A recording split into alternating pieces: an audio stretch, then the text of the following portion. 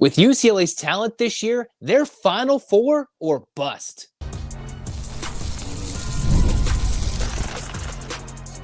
You are Locked On UCLA, your daily podcast on the UCLA Bruins. Part of the Locked On Podcast Network, your team every day.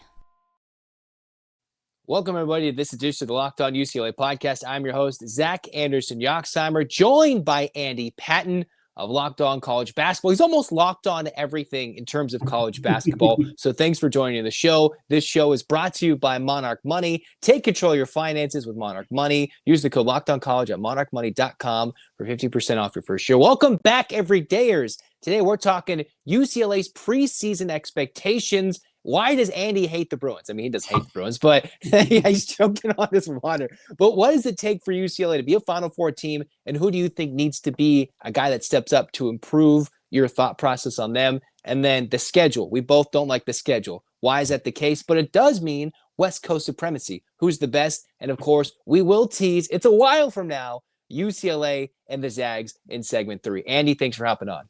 Yeah, thanks for having me, man. Always love talking college hoops. Love talking UCLA. I think it's going to be a fun one. So I am a guy that is buying into the hype train. I really bought into the hype train last year, but now they have Donovan Dent, who is supposed to be the complete difference maker. And while I thought this team could have gone much farther last year, they were very much improved from a team that didn't make the tournament. This year, they're better with the extreme upgrade at the guard position in Donovan Dent. I've seen various reports of, top five. I think Isaac Shade of Locked On College Basketball has them higher than you. Where do you have the Bruins and why in your preseason top 25? Yeah, I have them right around 15, 16. I think the last update was 17, but I think I'm going to bump them up a few spots from there. I think for me, the one thing that has been a trap that a lot of college basketball analysts have kind of fallen for the last few years in an era where there's very few rosters that are having as much continuity as we're used to is teams that maybe performed adequate or even decent who are returning a lot of players tend to get this really big bump in the rankings because people are like, well, look, they got, 3, 4, 5 guys coming back.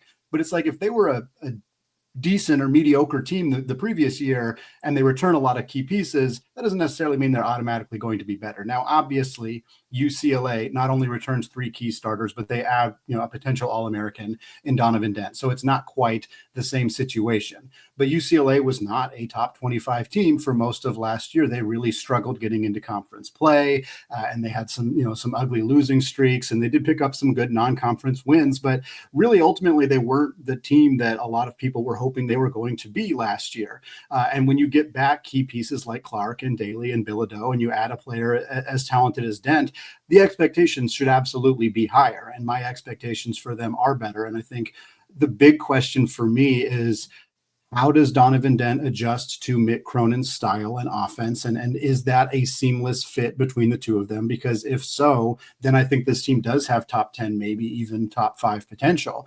But the other question is, how well does this team adjust to now they're used to the travel? They understand what it looks like. Mick Cronin's not going to be surprised by how many times he sees the Statue of Liberty this year. Like, he's going to be more prepared for the Big Ten travel schedule. And so I think with those two things, you could see a team that does a lot better than they did last year. But I'm just not quite ready to immediately assume that that's going to happen. I kind of want to see what that looks like and kind of see them, what they look like against better teams before really crowning them as at that level, because we've fallen for this trap before.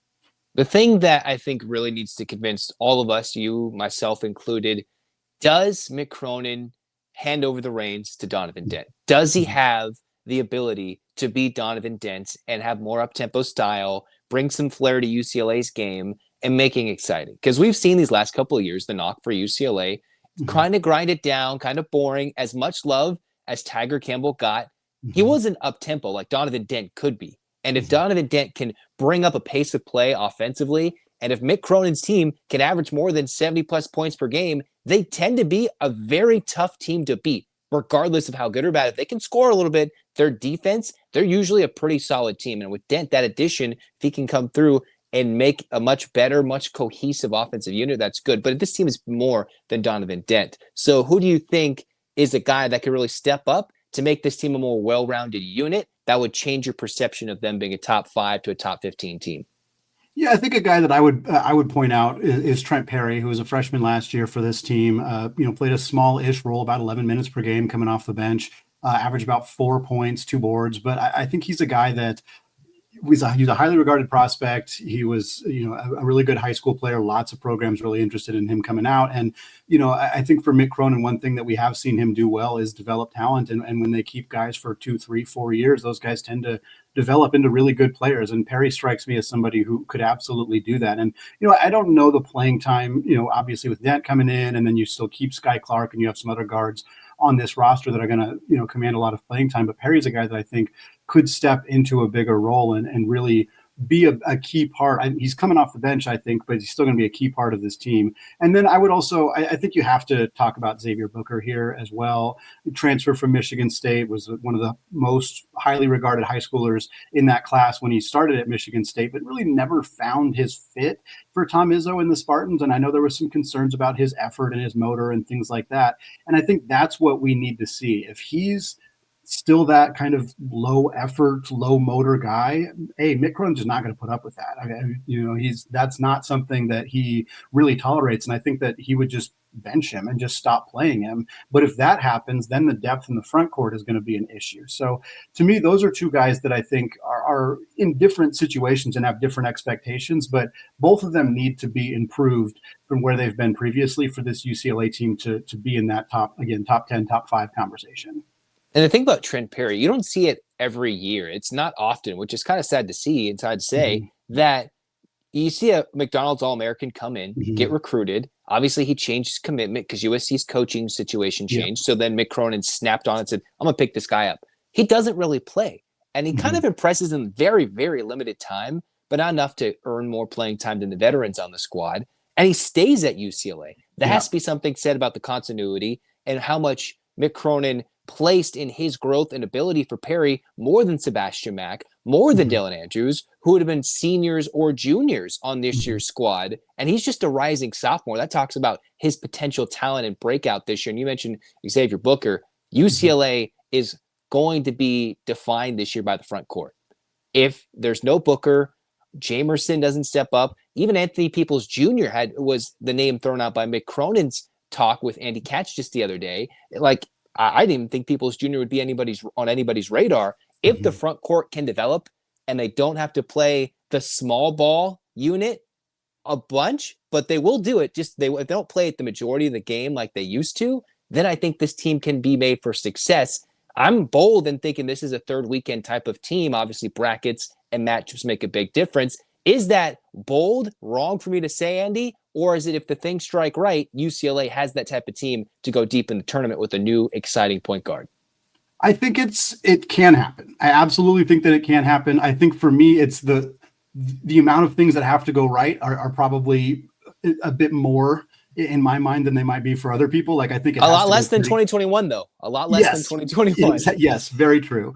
I think for me, the front court is my biggest concern. Booker is volatile. I don't know exactly what kind of player he's going to be. He could be a change of scenery candidate who absolutely explodes and is very, very good. In that case, him and Dent and the returners is a phenomenal team. If he's not that guy, Steven Jamerson was a good player for a bad team in the WCC. That doesn't inspire a ton of confidence in me. I think he's a very good backup center for a team like UCLA, but if you need 25 minutes a game out of him, I'm not sure that makes you one of the better teams in the Big Ten. Again, Anthony Peoples Jr. is a guy that has not been on the radar, but if Mick Cronin likes him, that's maybe a promising sign. But you're going to put a lot of pressure on Bilodeau and Daly if your front court, your additions in the front court aren't stepping up. So to me, I think that, yes, the planets can absolutely align where UCLA is a Final Four team. They have the talent. They have an elite veteran guard. They have a coach who's done it before. They are set up where that could happen. I just think a lot of things have to go right. And there's enough questions I have about this roster where, I don't think they're going to, miss the tournament or any disastrous thing. I think they're going to be a single-digit seed. I think they're going to have a very good path to make the Sweet 16. I think all of that seems pretty likely as it can be in early September. But I think that there's a lot of things that need to go just right for this team to get to that threshold. And the big thing is a cupcake non-conference early, one that Andy Patton loves, sarcasm implied. And the big thing is it is a battle of West Coast supremacy we do get this year. We'll talk about that next on Locked On UCLA. Mazda crafts cars for those who do more than simply move. Mazda delivers the confidence of every ride, and with more IIHS Top Safety Picks awards than anyone else, they're safe. And also, from footwork to breathwork, athletes, they sweat all the details. Mazda brings this same intention to how they craft every model. And you can make everyday drives feel anything but, from smooth handling to intuitive controls. Like our players, we sweat every detail, because when you make every move count, impossible becomes irrelevant. Mazda, move and be moved. It's almost the weekend, and time to look back and crown this week's MVP on Who Delivered, powered by DoorDash. And just like you can win every Saturday when DoorDash streaks, saving more every time you order, these players delivered when it mattered the most. Let's break it down. For UCLA, Quasi Gilmer delivered in a big way. For Quasi, made some big-time catches trying to lead UCLA in a comeback drive in the fourth quarter. 8 catches, 87 yards. He came through, no hesitation, no delay when the pressure is on. If you've been watching week after week, this performance was not a fluke for Quasi Gilmer, who is going on a streak. And just like Quasi Gilmer for the Bruins, DoorDash delivers your Saturdays with DoorDash streaks. You save on every Saturday you order, stack it up all season, and you can save up to $250, including $100 on DoorDash credits. Order this Saturday, keep the streak alive, fuel your game day only with DoorDash. Terms apply. Promo period through November 18th. All right, diving into it. UCLA's schedule is one of the toughest in the country. It's not quite, but it is one where it's very heavily loaded on West Coast teams, lack of travel. Does that lead to more success despite your eye rolls, Andy? Well, so here's the thing. Like, I went pretty hard on UCLA's non-conference schedule, on Locked On College Basketball, also on Locked On Zags. But I do want to say I understand why. I think a lot of people were like, well, this is, because of the big, like, I get it. I get why UCLA is not doing a bunch of travel. A lot of other teams, these kind of 4 schools that are in the Big Ten that are located on the West Coast, most of them are staying relatively close to home. Washington's non-con just came out. They're going to Baylor, but other than that, they're not going all that far. But they are going to Maui. Aren't they going to Maui, Washington? Maui's for next year. So they are going to do Maui okay. next year. But this year they got Baylor, and then I think they got a couple games in Cali, but that's about it. So I get it. I mean, for starters, your school has a budget on traveling, and the Big Ten is a monstrous travel schedule for this team. And Mick Cronin, we kind of made fun of him for the Statue of Liberty comment last year, and I think he deserved to be made fun of a little bit for that. But I do get it. And as much as it's like, UCLA chose to go to the Big Ten, like, Mick Cronin wasn't behind that decision necessarily. So I understand wanting to limit your travel when you're going to travel so much in conference play. But this schedule is, it's just, I don't know how much it prepares a team that has so much, roster continuity in an era where, returning 3 starters is rare, and they return multiple pieces off the bench, like we mentioned with Trent Perry, and they get some veteran guys. And this is not a young team. This is not an inexperienced team. And I kind of wish we'd seen a little bit more kind of challenge. But again, as much as they're not going anywhere, they are playing Arizona, they are playing Gonzaga, they are playing Arizona State, they are playing Cal. 2 of those teams are very good. 2 of them, I don't think Arizona State's going to be great. It's a brand new roster. Cal, I don't think it's going to be great either, but they're high major teams. They're going to at least put up some kind of fight for UCLA. So not my favorite schedule, not one of the most competitive schedules. They're only leaving the state of California once, and that is to come up to play Gonzaga in Seattle. That is their kind of closest road game. I guess Cal at the Chase Center, although I would be very surprised if there's more Cal fans than UCLA fans at that game. But, I get why they're doing this, but a team that has this kind of roster continuity, I wish we got to see a little bit more of a challenge for them. And I wonder if it'll end up impacting them when they are kind of suddenly thrust into a much more difficult travel schedule and a more difficult slate of games getting into the Big Ten. We saw this with UCLA last year. Any game almost outside the Mountain Time Zone, they were unable to win. Anytime they went east, they struggled. When they went to New York to play North Carolina, obviously they should have won that game, the game that got North Carolina in the tournament, but they still lost that game. But they choked it miserably. All those games on the East Coast gone, and we're not even seeing UCLA go to Maui. They're not even in a Players Era Festival in Las Vegas, which is kind of disappointing. They're not even playing Gonzaga in the Kennel, which we'll kind of talk about a little bit later. Like, they're not even hosting Arizona Do you think UCLA's going more exaggerated than this trend of neutral site super battles? Or is it more UCLA saying, hey, we want to keep it easy while still slightly making it tough in your mind? Yeah, it's a little bit of both. The neutral site kind of glow up lately is a product of, I mean, two things that are pretty obvious. One, the net ranking rewards neutral site games at probably a higher clip than it should. And that kind of de facto devalues true home and homes, which I think is unfortunate.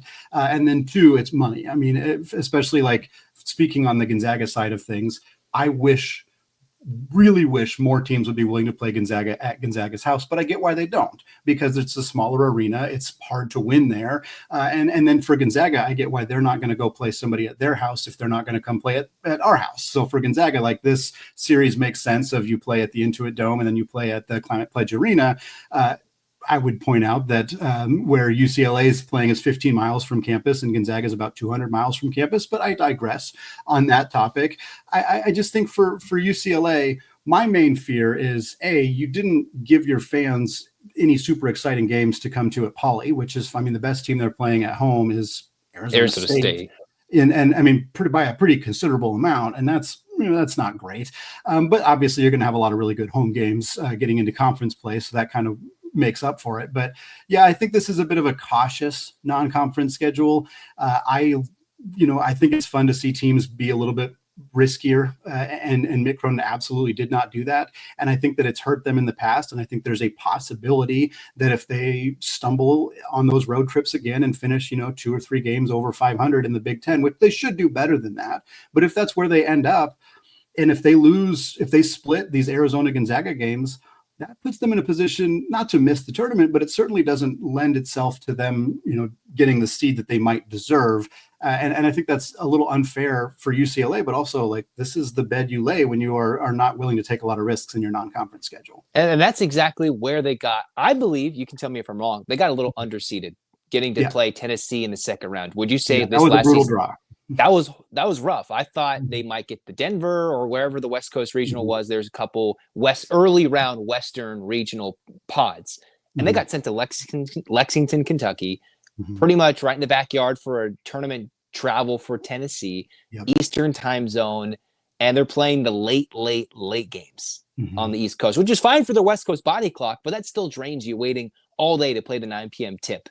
And that's where I think they got screwed. They didn't deserve to play Tennessee in the second round. I think last year's team deserved to squeak into the Sweet 16 with a better draw or have at least a better matchup in that second round. But again, you say this, as you mentioned, if they go 10-1 in a non-conference, that could put them en route to, you beat Arizona, you're ahead of them and you can win that single seed. But last year, that didn't help them when they beat Gonzaga or Arizona or Oregon. They still got slotted lower because Oregon won the Players Era Festival. That's the difference, and UCLA can't make that mark.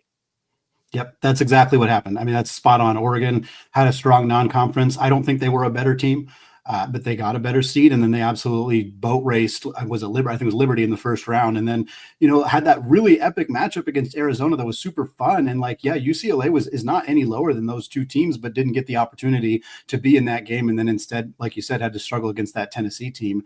I think for UCLA, this non-conference, if you go 9-2, if you go 9-2 and you lose to Gonzaga and Arizona, 9-2 is not a bad result, but you have no quad 1 wins. I mean, the odds of any of these other games being quad 1 are astronomically low. So you might not have any quad 2. I'm not sure Arizona State's even a quad 2 game at home. I don't even think that game at Cal would be a quad 2, because that's likely a road neutral site. This is probably a schedule of all quad 3 wins outside of Arizona and Gonzaga. So there's just a ton of pressure on those games. I don't think UCLA will lose both of them, but let's be real, it's possible. And it wouldn't even be a sign to me that UCLA is a bad team. Losing to Arizona in a a neutral site pseudo home game is not a terrible result. Losing to Gonzaga and Seattle is probably not going to be a terrible result.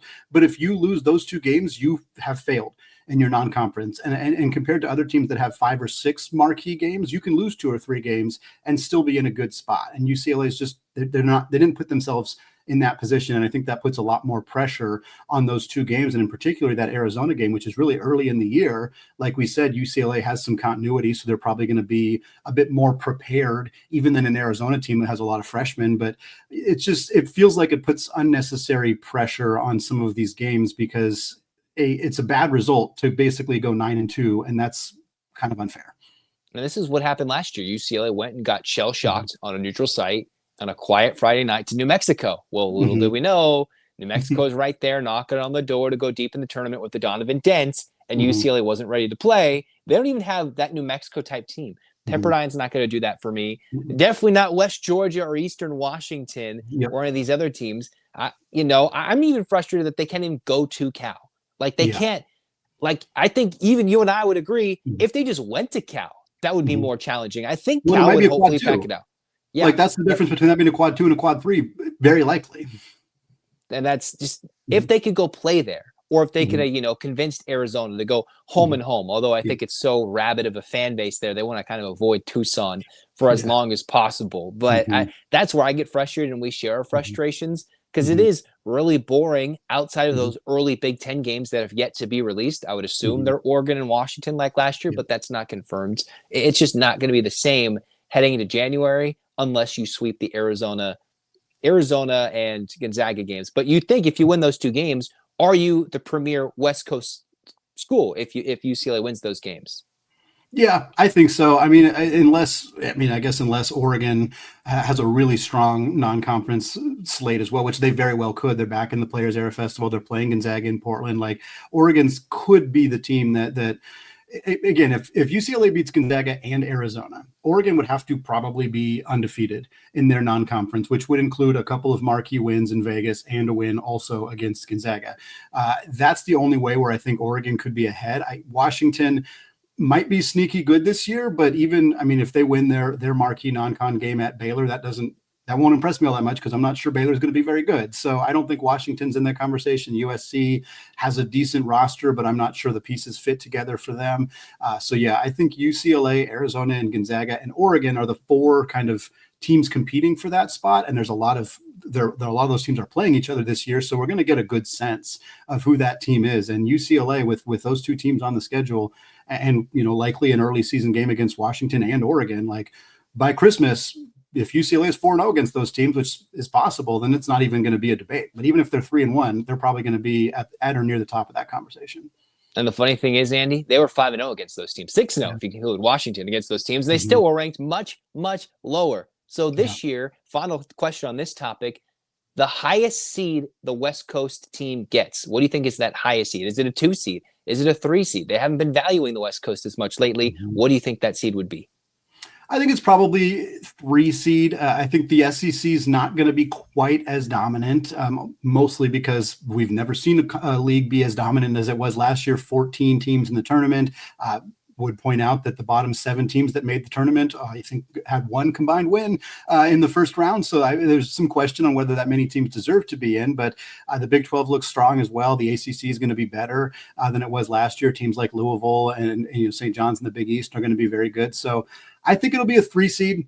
I think it'll be one of Oregon, UCLA, or Arizona. I think Gonzaga is probably going to be a little bit lower seed-wise. I'm not sure they quite have that top-level talent to push them over the top. But I think all 4 of those teams will be single-digit seeds. But I would be surprised if we see any of those West Coast teams on the 2 line. Honestly, I'd be kind of surprised if we see any of them on the 3 line. But I think that's probably the peak that we're going to get, barring some completely out-of-nowhere season where one of these teams just goes absolutely nuclear and barely loses, which doesn't feel all that likely. We've seen that in the non-conference. Oregon certainly did that last year, but the likelihood that happens for these teams next year or this upcoming season, we'll see what happens. But we'll definitely see what happens in mid-December, UCLA Gonzaga in Seattle. We'll talk about that. Does that irk you that nobody comes a little further north? Or I don't actually know the geography of Washington, but that they keep going past Seattle? Well, we'll talk about that next on Locked On UCLA.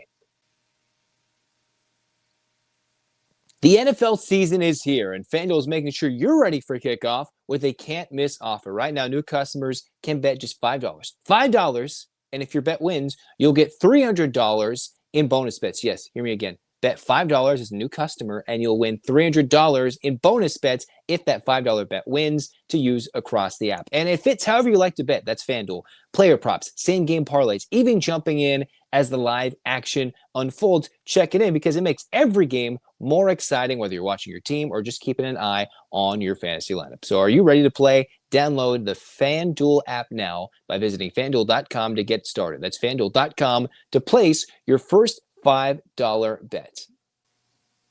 Most people can't name all their financial accounts or even what they're worth, whether it's 401ks, properties, or investments. And when you don't have the full picture, you can end up leaving money on the table. That's why there is Monarch Money, an all-in-one personal finance tool that brings your entire financial life together in one clean, easy-to-use interface on your laptop or your phone. Monarch is built for people with busy lives. And if you put up organizing those finances, well, Monarch is for you. They do the heavy lifting, and you can link all your accounts in minutes and see data visuals, smart categorization of your spending, and finally feel in control of your money without touching a spreadsheet. And hey, I don't even think your parents will be nagging you just like my parents nag me. That's why Monarch Money is for you. You can identify that you're not saving as much as you thought. So Monarch Money helps keep you on notice. Don't let financial opportunities slip through the cracks. Use Locked On College at monarchmoney.com for the browser for half off your first year. That's 50% off your first year at monarchmoney.com with code Locked On College. What you've all been waiting for. UCLA, Gonzaga, trash talk. Maybe not so much. But this is an interesting year where I think coming into this matchup, UCLA would be absolutely favored, although it is in Seattle. Mm-hmm. Andy, what is your take on this roster? I know, what's the latest on Tyon Grant-Foster? What's all the nonsense going? Is it likely? Am I way off base here? What is it looking like for Mark Few's squad? I wish I could give you any kind of insight into the Tyon Grant-Foster situation. I'm getting asked multiple times a day, and I've had to tell people, like, if I knew something, I promise you I would tell you. Like, I'm not holding out information. Like, if I had it, I'd give it to you, but I don't. I don't have any information on Tyon Grant-Foster. He's been waiting for a waiver for an extremely long time at this point. I'm not sure what the holdup is. He had junior college years that he, used, but they're giving an extra year of eligibility if you played JUCO. His 22 games he played at Kansas was during the COVID season. Then he had 2 years where he only played one game, and then he played 2 years at Grand Canyon. So to me, he should have another year of eligibility. I don't know what the holdup is.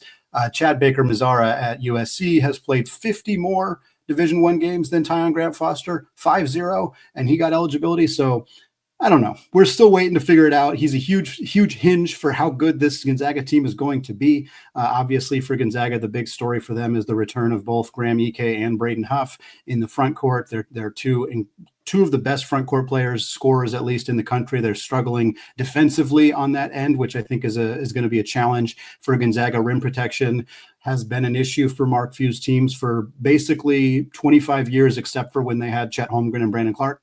Outside of that, it just has not been a strength of this team. So I'm a little worried about them defensively. I think offensively, they're going to be outstanding. They have a new look backcourt, but players who were on this team last year, Braden Smith, redshirted last year after transferring from Colgate.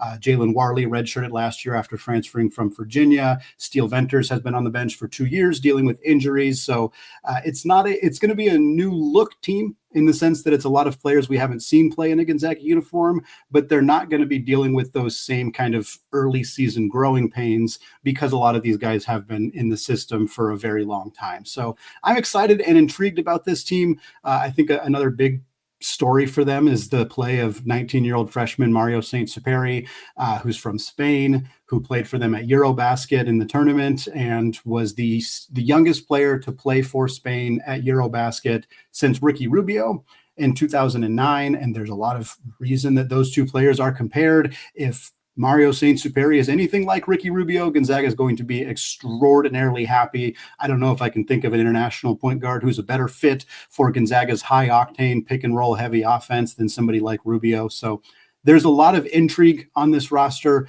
a lot of players that could pop and make this team really, really good. But it's also outside of the two bigs in the front court. It's not a sure thing at all. So I'm more... The spread between the ceiling for this team and the floor is about as big as I can remember it being in close to a decade. And that's going to make for a really fun season. And also, if I had any hair left, I'd be pulling it out probably all year long. Well, here's the fun thing. UCLA is looking for some front court help. Do you think in a 3-month, way too early prediction, outlook projection, that Gonzaga's front court will eat alive UCLA's front court 3 months early?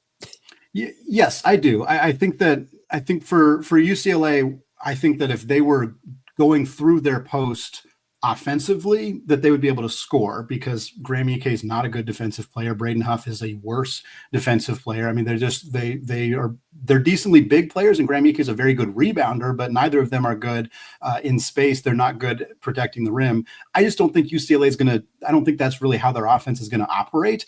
And Donovan Dent's going to be able to get to the rim, and I think that against Gonzaga, he's going to score a lot of points at the basket. But I think that Gonzaga's bigs will be better than UCLA's bigs. I'm not overly concerned about Xavier Booker. I think Gonzaga can game plan against him. Tyler Bilodeau is a very good player, but Gonzaga, I think, will be able to game plan against him as well. And they've dealt with Steven Jamerson, and I think they know what they're going to get there. But yeah, I think that UCLA will be able to score very effectively because of Gonzaga's lack of rim protection. And going back to Tyon Grant-Foster, not only does Gonzaga want him because of his scoring ability, he averaged 20 points per game 2 years ago. Like, that's what people will kind of know about him. But Grant-Foster is also a very good defensive player. He's 6'7". He's averaged over a steal and a block per game in his last couple of years. I think that if he's not eligible, Gonzaga is going to have a lot of issues defensively. And I think that will be a really big factor against UCLA's length and talent on the perimeter offensively. Yeah, that game was a little low scoring last year for Gonzaga's purposes when they played in the Intuit Dome, and that led to a UCLA win as close as it was. A couple of missed free throws, and then bam, all of a sudden UCLA walked what was a marquee win at that moment in Los Angeles. What do you think, in your perspective, the winner of this game gets? Do they get any respect? Is it more respect for Gonzaga? Is it a must-win for UCLA considering the schedule? Obviously, there's all the history. Hopefully, there's a heave from half court. If you're the NBA, it wouldn't count as a shot against your individual stats if you miss it. More dramatics? It seems like it's always close. They play almost every year now. Who gets, beyond just the rivalry, more respect for a win? Well, one thing that'll come out of this, if Gonzaga does win, is it'll break the curse of Climate Pledge Arena. They have not won there since that arena has been renamed. They've played Alabama there. They've played UConn there. They played a handful of very good teams there, and they cannot find a way to get a W at Climate Pledge Arena. So they're going to hope to break that streak this year by playing UCLA there. They're also going to play Seattle U there. So I think the streak will break eventually. I'm just not sure if it'll happen in December or not. But Gonzaga has 7 pretty marquee non-conference games on their schedule. I think that they really kind of went all out in their last year as a member of the WCC, figuring they can probably scale back their non-conference scheduling once they get into the new look Pac-12. They got Kentucky, they got Alabama, they got Maryland, they got Arizona State, Creighton, Oklahoma, UCLA, Oregon. Like, they can lose a couple of these games and be fine. They can lose to UCLA, and as long as they didn't lose pretty much all the rest of those games, they will be in okay shape.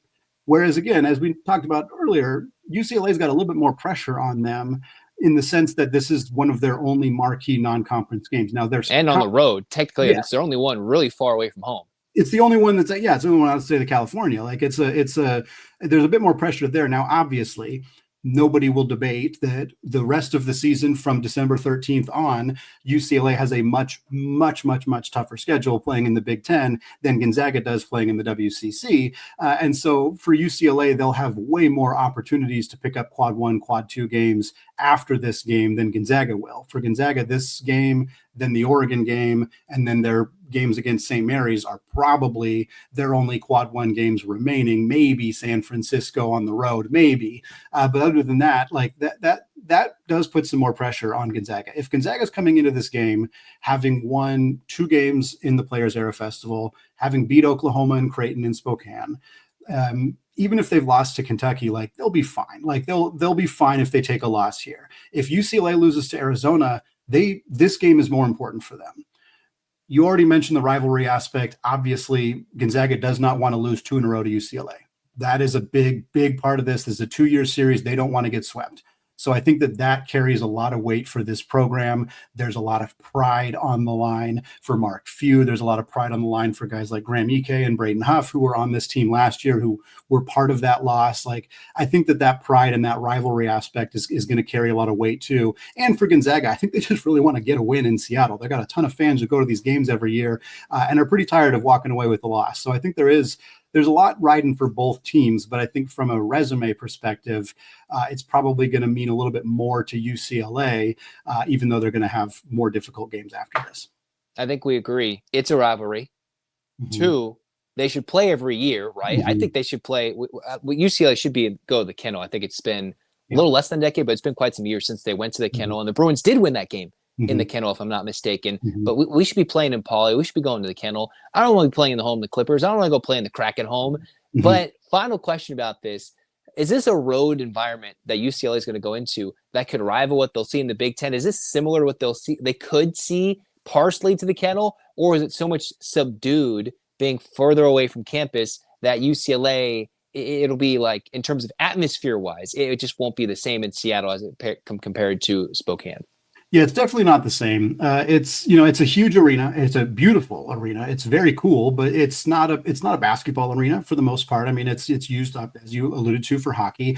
And the Seattle U plays there occasionally. UW plays there occasionally, and then Gonzaga plays one game a year there. But it doesn't feel the same. It doesn't feel the same as the intimacy of the kennel, or even like, arenas that are similar size that are specifically for college basketball. I suspect that it will very much be a pro Gonzaga crowd. It'll be loud for the Zags. It'll be much louder for Gonzaga than it will be for UCLA. But there's going to be thousands of UCLA fans there as well. And if you play this game at the kennel, there are not, because you cannot get tickets to a game at the kennel unless you are basically a season ticket holder already or a donor to the school. So it's going to be different. It's not going to feel as much of a home game. I don't think for UCLA it will feel the same as true road games in the conference, even against the mediocre to bad teams in the Big Ten. Like those road games are probably going to be more intense. This is more of a young alum crowd that comes out. It's not as rowdy. It's not as rambunctious. I think it has,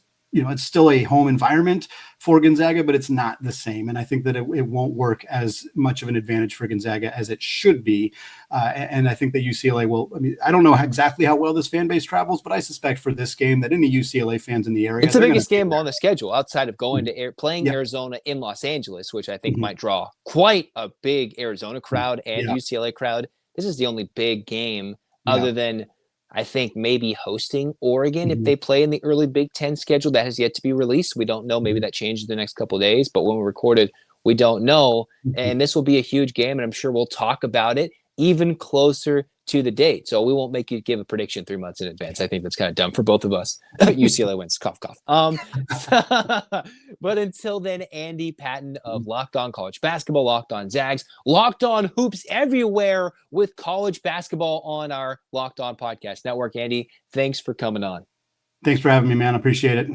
That's going to do it for this episode of Locked On UCLA. I'm Zach Anderson-Yoxsimer signing off saying, go Bruins.